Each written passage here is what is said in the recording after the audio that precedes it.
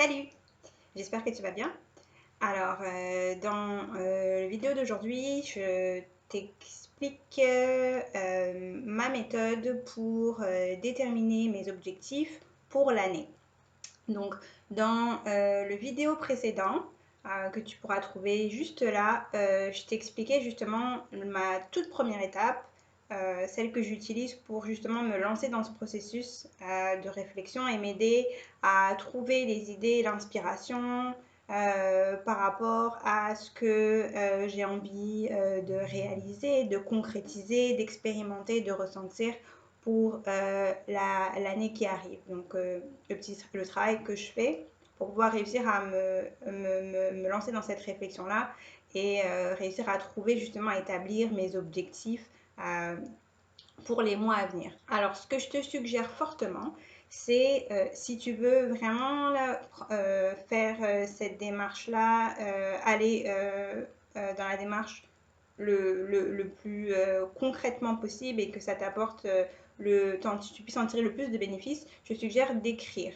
d'utiliser justement un carnet, un cahier, des feuilles pour pouvoir poser sur papier tes objectifs pour l'année.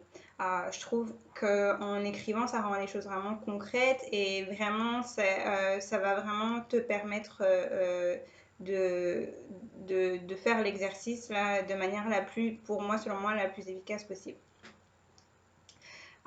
Donc, avant de commencer à poser mes objectifs sur papier, je vais d'abord procéder à deux petites étapes préliminaires. La première, c'est que je vais prendre le temps de me demander et aussi de poser sur papier euh, par rapport à l'année qui est terminée, qu'est-ce que j'ai appris? Quelles sont les choses que j'ai réussies? D'un autre côté, je vais aussi prendre le temps de me questionner et de me demander, de voir quels sont mes moins bons coups en fait, qu'est-ce que j'aurais aimé mieux faire aussi qu'est-ce que après réflexion en rétrospective si j'avais à recommencer, qu'est-ce que je ferais différemment?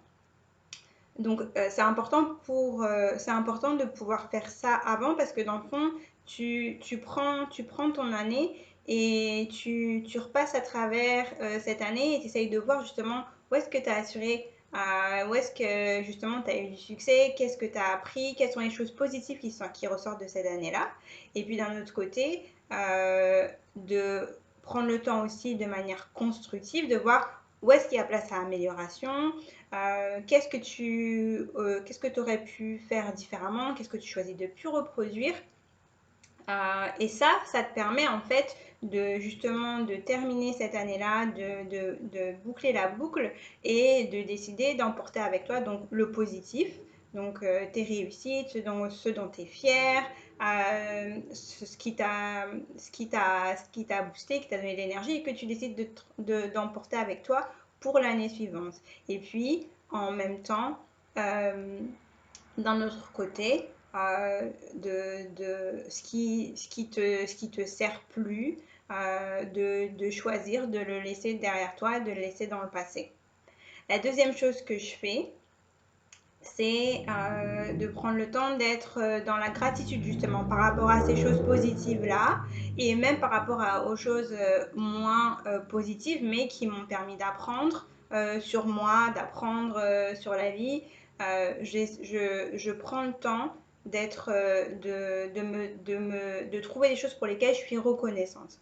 Alors ça peut être par rapport à des expériences, par rapport justement à des succès, par rapport à des apprentissages, par rapport à des personnes, des nouvelles rencontres. Ça peut être des grands succès comme des petites victoires, des moments de bonheur. Euh, et, et moi, je prends même le temps, c'est ça, d'essayer de trouver où est-ce que je suis reconnaissante pour des choses qui ont été plus difficiles, dans des expériences où j'ai eu justement peut-être plus de défis et de challenges, mais de trouver, ok, malgré tout, qu'est-ce que je peux tirer de ça? Qu'est-ce que ça m'a permis d'apprendre? Et donc de faire ce travail-là, comme je te disais, ça permet de, c'est ça, de faire un espèce de ménage, de nettoyage et de dire à partir de là, ok, tout ça, tout ça c'est bon, tout ça c'est positif. Je choisis de l'emmener avec moi, de le garder avec moi pour continuer à avancer justement pour l'année suivante. Ça va me porter. Ça, c'est acquis. Ça, c'est appris. Ça, j'en suis fière et je continue avec ça. Et puis d'un autre côté, ça, j'en ai plus besoin. Ça me sert plus. Je décide de poser. Ça ne m'appartient plus ou ça m'a servi, mais maintenant c'est du passé, c'est derrière moi. Et je choisis d'avancer sans ça, de regarder devant et de laisser ces choses-là, voilà, dans le passé, là où finalement elles devraient rester. Et donc maintenant, tu es prête pour poser tes objectifs sur papier. Et donc, tu vas te servir de cette question. Est-ce que ce serait pas génial que cette année, trois petits points. Et là, tu listes tout ce qui te vient après t'être posé cette question. Est-ce que ce serait pas juste génial si cette année, je peux faire ça, je réussis à trois petits points. Et donc, tu peux lister tes objectifs juste comme ça, sans ordre de priorité, juste prendre le temps de les poser tels qu'ils viennent, comme ça devient. Ou bien, tu peux aussi décider de les classer en catégories. Donc, par exemple, la catégorie développement personnel, qu'est-ce que tu souhaites améliorer donc chez toi, pour toi, pour avancer. Ça peut être au niveau de ton développement professionnel. Tu peux aussi avoir une catégorie bien-être, santé physique et mentale.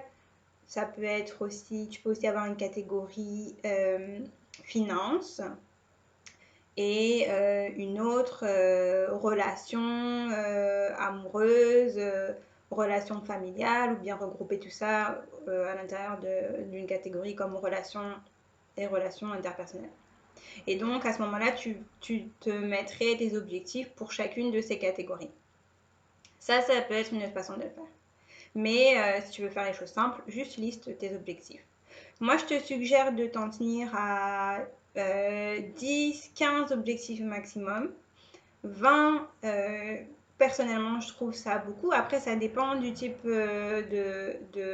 d'objectif que tu as. Mais je trouve que voilà, une dizaine, une douzaine, tu vas en avoir assez, tu vas avoir assez de travail à gérer pour l'année, dépendamment justement de, de, de l'ampleur de ces objectifs-là.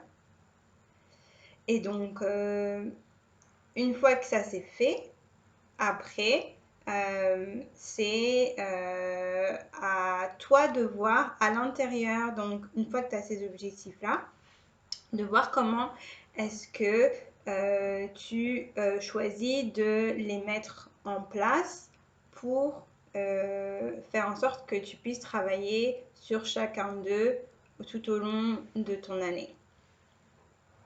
Il y a, ça peut se faire de différentes façons. Ça, c'est un autre sujet que je pourrais couvrir dans une prochaine vidéo. Mais là, l'important, l'idée, c'est vraiment de réussir à au moins mettre au clair, mettre sur papier quels sont les thèmes principaux, quels sont les objectifs principaux sur lesquels est-ce que tu aimerais te concentrer pour l'année. Et puis, pour avoir en fait une direction. Savoir de manière assez claire où est-ce que tu vas, vers quoi tu te diriges, qu'est-ce qui te motive pour cette année, sur quoi est-ce que tu veux vraiment être concentré et en même temps justement c'est ça, faire en sorte que tu l'utilises cette année-là de la manière la plus optimale possible, sachant justement quelles sont tes priorités. Voilà. Si c'est pas évident, c'est pas nécessairement facile. Il y a des moments où ça peut nous venir assez naturellement, justement des années où on sait, les choses sont assez claires, on est dans la continuité de ce sur quoi on était déjà en train de travailler l'année précédente. Et donc, c'est plus fluide. Mais il y a aussi des périodes, des saisons de notre vie où on manque de clarté, on manque d'inspiration, on manque de motivation. L'idée, c'est vraiment de dire, OK, dans cette période-là, c'est ça qui est important pour moi. C'est sur ça que je vais mettre mon focus, mon temps, mon énergie. Et ce que ça permet de faire aussi, c'est justement, ça t'aide à dire non, justement. Ça t'aide à dire non à ce qui ne te sert pas, à ce dont tu n'as pas besoin, à ce qui n'est pas une priorité pour toi pour les mois à venir, parce que tu sais où tu vas, parce que tu as déjà décidé de ce sur quoi est-ce que tu voulais te focaliser. Voilà. Alors, j'espère que ça pourra t'aider à justement établir ces objectifs-là, à obtenir un peu plus de clarté sur ce que tu as envie de faire, ce que tu as envie d'expérimenter, de ressentir pour l'année. Et puis sinon, la dernière chose que j'aimerais dire aussi par rapport à ça, c'est que c'est ok, c'est complètement ok si ça ne devient pas tout de suite, si c'est difficile. Dans le prochain vidéo, justement, je te donne des trucs et des astuces pour t'aider à rendre ça peut-être plus concret ou en tout cas à trouver tes objectifs plus facilement parce qu'on a tous des façons différentes comment dirais-je, de traiter l'information, de la filtrer, de la recevoir et tout ça, donc d'aller la chercher. Donc plein de petits trucs pour t'aider à vraiment, si tu es dans l'exercice, tu as vraiment envie de le faire et que tu n'arrives pas, à trouver qu'est-ce que tu as envie de faire, qu'est-ce qui te motive, quel sens tu veux donner à cette année-là, quelle direction tu as envie de prendre. Dans le prochain vidéo, je te donne des trucs et des astuces pour faciliter le travail. Voilà. N'hésite pas encore si tu as des questions, vraiment. Ça me fera plaisir de créer du contenu spécifiquement pour certaines questions que tu peux avoir. Je te souhaite le meilleur pour cette année. Je te souhaite de prendre le temps, peu importe, ce soit à travers cette vidéo-là ou d'une autre façon, de prendre le temps de poser tes intentions, de poser tes objectifs pour te permettre de rentrer dans cette année-là de manière vraiment plus positive et plus claire et justement faire en sorte que tu avances, que tu progresses, que